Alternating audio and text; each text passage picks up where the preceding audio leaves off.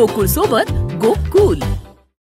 दुधगंगा कालव्याचं काम हे 32 ते 76 हे जे काम सुरू होतं ते कागद जळून अनेक दिवस काम थांबलेलं होतं. कंत्राटदाराचं बिल जास्त गेलेलं आहे म्हणून एका कार्यकारी अभियंता महिलेला सुद्धा निलंबित करण्यात आलं होतं. आता त्यांना कामावर घेतलेलं आहे. पण तो कंत्राटदार म्हणत होतं की माझं येणं सरकारकडनं आहे, सरकारचं म्हणणं होतं की कंत्राटदाराकडनं आहे. याबद्दल मी बैठक घेतली.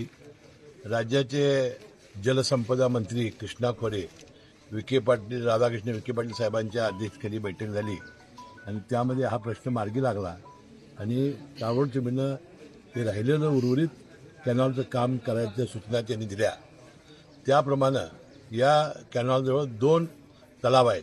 एक पिंपळगाव खुर्द येथे तलाव आहे आणि हुन्नूर या गावामध्ये तलाव आहे. या दोन्ही तलावामध्ये या कालव्याचं पाणी सोडावं अशी अनेक दिवसांची मागणी विशेषतः हुन्नूर गावच्या गावकऱ्यांचा पाठपुरावा जादा होता.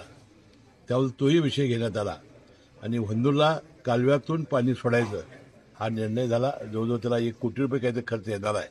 त्याशिवाय पिंपळगाव खुर्दच्या कालव्यातून त्या तलावात पाणी सोडण्याचा हाही निर्णय झाला. त्याबद्दल मनापासून मी राधाकृष्ण विखे पाटील साहेब आणि सर्व अधिकाऱ्यांचं मनपूर्वक आभारी आहे.